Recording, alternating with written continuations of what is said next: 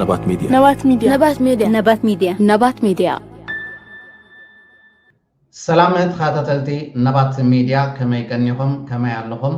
أبزز اللهم سلامت عنان نعهم يهون النبدنا نلومون كم تلومد زتفلاليت حسد هذا اللهم مدبات كلنا شير لايك سبسكرايب نكبرنا نزي يوتيوب channel بمعباي كل زكاة لنا هنجبر دقيمنا دقاقيمنا نزوع بغتا نابتلومي أداليني أزلنا مدب كنحلف سناي مكتتال كمزي عبا سألن ريادة لنا ناقفا برسون الشرز بلوو عبا ناتم قزات محبراو ميديا إيرتراوي أتلت مرهاوي كسته لومي سنبت 10 شومان تطري عبا زتخايدة مومباي ماراتون سالساي درجة حيزو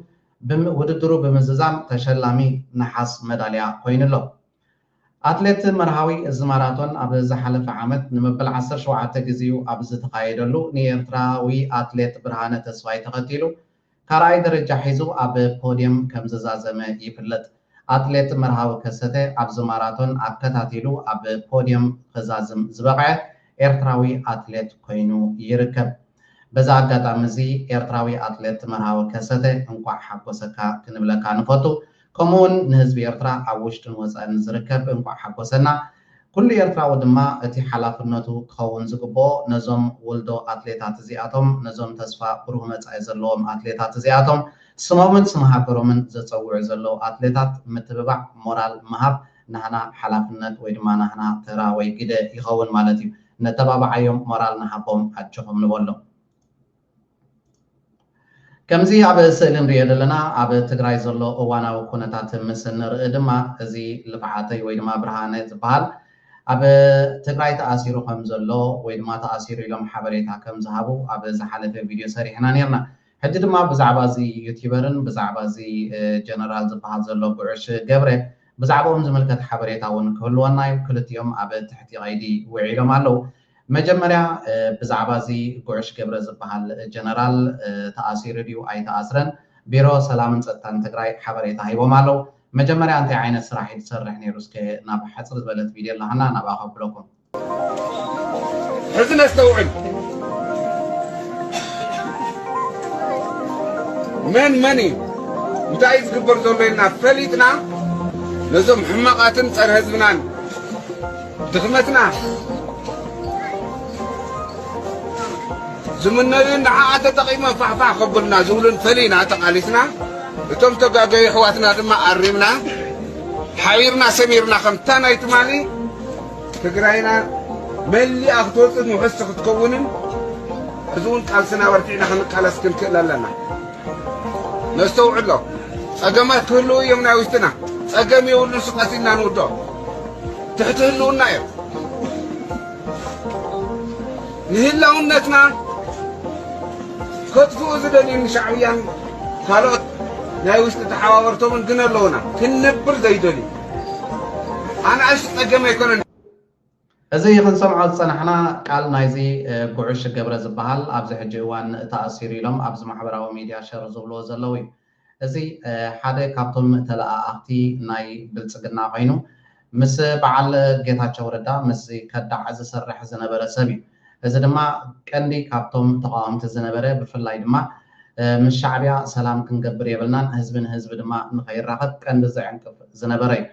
بمنطقة تخصيص دلو حجي بزي كون تخصيص دلو ويدما بخمزي كون تخصيص دلو كنطفو مالنا من الشعبية زتحابابور يوم زول محوحات زبهالو كطفو لو من نابل حزب زقوسقوس زنبري بعلمون أسيرهم لو كس دما أغريبهم لو ناو خبلوكمي انت عينت كسي غريبو دلو دما حابيرنا نرايو بيرو سلامنا تصدتان تقراي حابريتا تقالالاي قعش قبري عملكيتو عب محبراو ميديا زتفلالي حسابات يلعالو لو قاليو تزرق حسن لحسابات قونة تبهيلو زيت اللي مدن مفتار مخانو تردينا لنا سلازغونة تقالالاي قعش قبري بزتترطرلو قبن تخصيصو عب تحت حقي زركب كوينو بتمسرح مسرت كسة مسريتلو قدايو ناتقاتات لزركب مخانو نفلت بيرو سلامنا تصدتان تقراي 10/5/2010 شمانتن تخصيص زلو قداي دما بزرزر صحيفهم شريلهم لو ابتناتهم ناي قصات محبراو ميديا كساسي جنبار سميناوي مبراق تخصصي تغالالاي قعش قبري زبحال زلو ادراشا ارمي 15 زتطرطرلو وي دما زتخصصلو حدا مس صلاي بمرخاب ክልተ ናይ ሰራዊት ምፍራስ ተልእኮ ብምፍጻም ከምኡውን ናይ ላዕለዋይ ኣመራርሓ ትእዛዝ ብምጥሓስ ዝብሉ እዞም ሰለስተ ክስታት እዚኣቶም ሰብ መስሪቶምሉ ኣብ ትሕቲ ቀይዲ ይርከብ ኣሎ በዛ ኣጋጣሚ እንታይና ክንብል እንደሊ እዞም ናይ ብልጽግና ተጋሩ ኣብዚ ማሕበራዊ ሚድያ ኣፍኩም ዝዝሃበኩም ትዛረብዎ ዘለኹም ሻዕብያ ኣሲርዎ ሻዕብያ ኣብ ትሕቲ ቀይዲ ኣውዒልዎ መኪና ሰዲድሎ ሰባት ወይ ድማ ጨወይቲ መፅኦም ንዕኡ ንክወስዱ ናብ ትግራይ ኣትዮም ኣለው ሰራዊት ድማ መገዲ ዓፂሎ እናበልኩም ዘየድሊ ሓበሬታ ናብ ህዝቢ ሸር ትብሉ ዘለኹም እዚ ንህዝቢ ትግራይ ኣይጠቕሞን እዩ እቲ እንታይ ደርኤካ ግን ብሓፂሩ ንስኹም ልኡኻት ናይ ብልጽግናን ናይ ወዲ በሻሻን ምዃንኩም እዩ ኣብ ትግራይ ዝካየድ ዘሎ መስርሕ ፀሓያይ ድማ ብከምዚ ንሪኦ ዘለና መልክዕ ዝቕፅል ዘሎ ህዝቢ ትግራይ ሰላም ክረክብ እንተዳ ኮይኑ እዞም ልኡኻት ናይ ብልጽግና ዝበሃሉ እዞም ኣብ ትሕቲ ኣብየት በሻሻ ተዓሲቦም ዘለው ተጋሩ ብምልኦም ክፀርዩ ክኽእሉ ኣለዎም እሶም እንተዳ ፀርዮም ህዝቢ ትግራይ ሰላም ክረክብ እዩ ውሕስነት ድማ ክስምዖ እዩ እቲ ዝደልዮ ዘሎ ታርጌት ወይ ድማ ዕላማ እታ ትግራይ ትበሃል ዘላ ብምሉእነት ናይ ምርካብ ተኽእሎ ድማ ክህልዎ ማለት እዩ ህዝቢ ትግራይ ናብ ዘየድሊ ሰልሚ ዝመርሕ ዝኾነ ይኹን ሰራዊት ይኹን ዋላ ውልቀ ሰብ ብሕጊ ክትሕዝዎም ክትክእሉ ኣለኩም ብፍላይ ድማ ነቶም ብዛዕባ ናይ ኤርትራ ኣብ ማሕበራዊ ሚድያ ሕማቅ ክዛረቡ ዝውዕሉ ዘለው ነዚ ክልተ ህዝብታት ደም ኣብ ምትካል ዝከኣሎም ዝገብሩ ዘለው ብምልኦም ኣብ ትግራይ ዘለው ኣክቲቪስት ኩን ውልቀ ሰባት ልኡኻት ናይ ኣብየት በሻሻ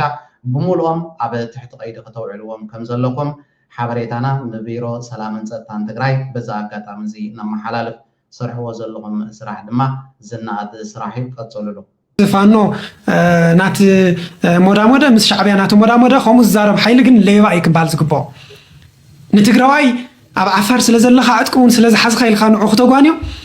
ትማሊ ኣብ ትግራይ ጀኖሳይድ ፈፂሙ ንዝኸደ ፋኖን ሻዕብያን ከዓ ምስኡ ክትሞዳሞዳ ከም ሓው ቆፂርካ ከም በዓል ዋና ቆፂርካ እዚ ዩቲበር እዚ ከዓ ኣብ ኣዲስ ኣበባ እዩ ተኣሲሩ ዘሎ ኣብ ኣዲስ ኣበባ እዮም ሒዞሞ ኣብ ትሕቲ ቀይዲ ውዒሉ ዘሎ እንታይ ይብሉ ኣለዉ ካብዚ ማሕበራዊ ሚድያ እዞም ናይ ብልጽግና ተጋሩ ሻዕብያ የእሲሮሞ ዝኾነ ዝተፈፀመ ነገር ኣብ ትግራይ ዝተገብረ ነገር በቃ መውፅኢት ኣብኩም ኮይና ደላ ሻዕብያ ኣብ ትሕቲ ቀይዲ እትዮሞ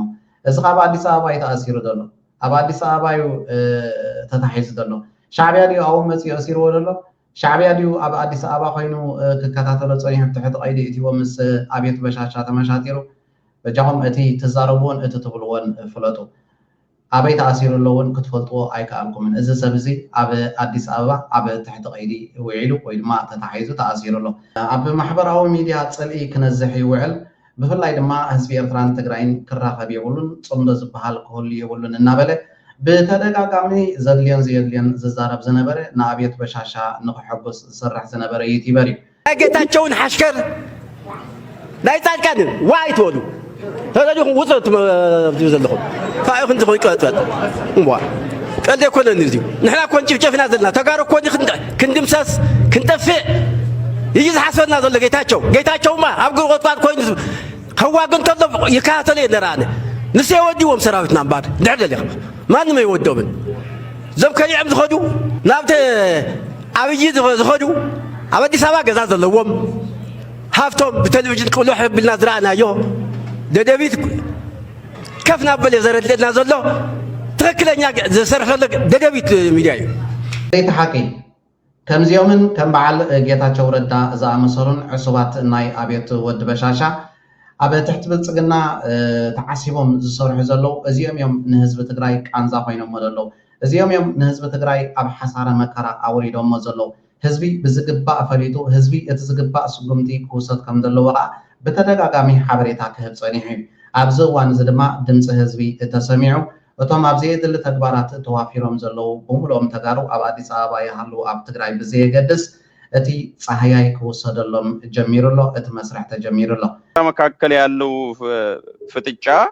ወደ ጦርነት የመሄድ እድል አለው ወይ ባጭሩ አጫጭር ጥያቄዎች ነው የምጠይቀው በቀሩት 10 ደቂቃ ኣብ መንጎ ኤርትራን ኢትዮጵያን ዘሎ ምትፍናን ናብ ኩናት ከመርሕ ይኽእል እዩ ኢልካ ተሓስብ ኢሉ ሓቲትዎ ኣሎ ጀዋር መሐመድ ዝሃቦ ግብረ መልስ ቃጽኒልና ንስማዓዮ ኦኬ ሞገስ ይሄ ኢትዮጵያን ኤርትራ ጉዳይ አይደለም አሁን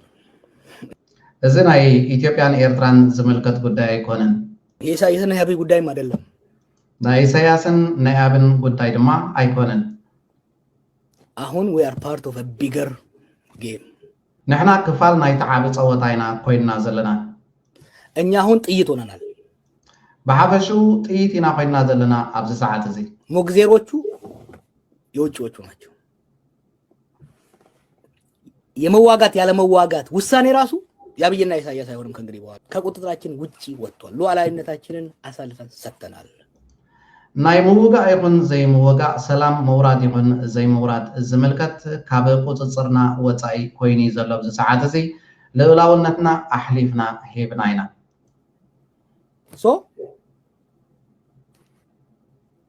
የኛ መዋጋትና ለመዋጋት በማን እንደሚወሰን ታውቃለህ ኤሚሬትስ አሁን የጀመረችው ማፈክፈክ ቀጥላ ከአካባቢ ከወጣች ላንዋጋ እንችላለን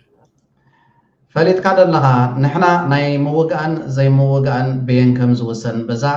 ኢማራት ትበሃል ዘላ ሃገር ይዝወሰን ንሳያ ተወስኖ ሰላም ክንገብር ንኹን ኩናት ክንገብር ንኹን ንሳያ ተወስነልና እዩ ኢሉ ግብረ መልስ ሂቡ አይ የሞት ሽረት አደርጋለሁ ሱዳንን አለቅም ኢትዮጵያን አለቅም ምትል ከሆነ የግድ አብይን ገፍታ ወደ ጦርነት ማስገባት አለባት ካብ ኢትዮጵያ እንተዳ ወጽያ ሰላም ናይ ምህላው ተቆለታት ክህልዩ እንተዘይ ኮይኑ ግን ኣነ ግድን ደፍየ ደፋፍየ ናብ ኩናት ክእትወለኒ ኢላ እንተዳ ሓሲባ ትእዛዝ እንተዳ ሂባቶ ንኣብየት በሻሻ ብቐጥታ ኩናት ክገብር ተቆለታት ከም ዘሎ እዩ ዝዛረብ ዘሎ ሽም ካብዚ ናይ ጀዋር መሐመድ ቃለ መጠየቅ እንታይና ክንርዳእ ክኢልና ዓባያ እዛ ኢትዮጵያ ትበሃል ዘላ ሃገር ኣብ ትሕቲ ኢማራት ዓረብ ትመሓደር ከም ዘላ ኣብ ትሕቲ መግዛእቲ ከም ዘላ እዩ መልእኽቲ ዝሕልፍ ዘሎ ኢትዮጵያ ትበሃል ሃገር ካብ ቁፅፅርና ወፃኢያ ዘላ ባዕልና ንመርሖ ባዕልና ነመሓድሮ ባዕልና ንውስኖ ዝኾነ ይኹን ስራሕ ኣብ ኢትዮጵያ የለን ልዕላውነትና ኣሕሊፍና ሂብና ኢና ኢማራት ዓረብ ተዋግኡ ተይላህና ክንዋጋ ኢና እንድሕር ሰላም ግበሩ ኢላህና ሰላም ክንገብር ኢና ወይ እውን ባዕላ ገዲፋህና እንድሕር ከይዳ እውን ናይ ሰላም ተቆለታት ክህልዩ ብምባል እዩ ኣብቲ ዝገበሮ ቃለ መጠይቅ ሓበሬታ ወይ ድማ ሓሳቡ ኣፍሲሱ እዚያታ ኢትዮጵያ ንብላ ዘለና ሃገር ሆነ ተሳስታችኋል እኔ 666 የሚባለውን አውሬ እያየሁት ነው ህፃን ሲበላ አየዋለሁ አውሬ ሆኖ ህዝብ ሲበላ አየዋለሁ ሀገር ሲበላ አየዋለሁ 6 አውሬው ከዚህ በላይ ምን ቢመጣ ምን ያደርገናል ህፃናት ዝበልዑ ህዝብ ዝበልዑ ሃገር ዘፍርሱ አውሬ 666 ዝበሃሉ ክመጽእ ትጽበዩ ኣለኹም ግን ንሪኦም ኢና ዘለና እዞም በልዓቲ ሰብ እዞም ኣዕነውቲ ሃገር እዞም ቀተልቲ ህፃናት እናበለ ንህዝቢ ኢትዮጵያ ሓበሬታ ዝህብ ዘሎ እዩ ምን ይበላል ከዚህ በኋላ ቢመጣ እያየነው እንደ ጫት እንደዚህ ሀገር እየቀነጠፉ እየበሉ ነው ያሉት ንሪኦም ኣለና ንሃገር ከመይ ገይሮም ቆራሪፆም የጥፍእዋን ይበልዕዋን ከም ዘለዉ ካብዚ ዓቢ ምስክር እንታይ ኣሎ ሌላ አውሬ ጅራታም እሳት የሚተፋ ዳይኖሰር እየፈለጋችሁ ከሆነ ተሸውዳችኋል ሰራ ነው ያለው እዚ ትጽበይዎ ዘለኹም ዳይኖሰር ሓው ዝተፍእ ከዓ ይሰርሕ ይደሎ ዞም ትሪእዎም ዘለኹም ኢኹም ከዚህ በላይ ምን ያረጋል ቢመጣ ከዚህ በላይ ምን ያረጋል ከዚህ በላይ ምንድነው የሚያረገን ንገሩኝ እቲ ትጽበይዎ ዘለኹም የጥፍእ ትብልዎ ሲ ካብዝን ላዕሊስ እንታይ እዩ ክገብር ትጽበይዎ ዘለኹም ወይ ካብዝን ላዕሊ እንታይ እዩ ክመጻኩም ትጽበዩ ዘለኹም 90 ደቂቃ አልቋል አትጠራጠሩ ምንም አትጠራጠሩ ይሄው ሀገር መንግስት ከመንግስት ጋር ህዝብ ከህዝብ ጋር እየተበላላን ስለዚህ ህዝብ ምስ ህዝብ ይባላ አይደለም እዚ ሰዓት መንግስት ምስ መንግስት እናተባላለ አይዝርከብ ዘሎ በቂ የሆነ ምልክቶችን መጽሐፍ መጨረሻ ላይ የሚሆኑትን ክፉ ነገሮች በሙሉ መጽሐፉ የሚነግረን በሱ መነጽር ስታዩት ሁሉም ነገር ተጠናቆ እያየነው ነው ኩሉም መጽሐፍ ንሪኦ ወይ ድማ ኣብ መጽሐፍ ነንብቦ ብሙሉ እቲ ፍጻሜታት ክውን ይዝኸውን ዘሎ እያየነው ነው ግፉን እያየነው ነው ስግብግቦቹን እያየነው ነው በቁም ሰዎች የሚበሉትን እያየነን ነው ደም የሚጠጡትን እያየን ነው ተነቃላችሁ ንቁ በባከነ ሰዓት ላይ የለም ጴር የሚደረግበት ሰዓት ያልቅ በፊቱን ቆማል ካብዚኦም ዝኸፍእ በላዕ ሰብ ካብዚኦም ዝኸፍእ ህዝብን ህዝቢ ዘናቆት ካብዚኦም ዝኸፍእ ሰታይ ደም እንታይ ክመጻኩም ትጽበዩ ኣለኹም ህዝቢ ኢትዮጵያ ንቑሑ ኣስተውዕሉ ካብዚኦም ሓራ ንኽትወፁ ከዓ ቃልስኹም ኣደልድሉ ኢልዩ ሓበሬታ ወይ ድማ ምኽሪ ኣብ ማሕበራዊ ሚድያ ካብ ኣብዮት በሻሻ ዝገላገለሉ መንገዲ ክፈጥር ከም ዘለዎ ንህዝቢ ኢትዮጵያ ሓበሬታ ክህብ ሰሚዕናዮ بزترفه نلومي حتى لينيا زنبرنا مدباتنا زستخاتاتلكم ويمثل نيرو أبا قصالي بخالق فليز بلا مدبات كسابن الرهب أبززل لهم سلامن تعنان نعهم يهون نبات ميديا نبات ميديا نبات ميديا نبات ميديا نبات ميديا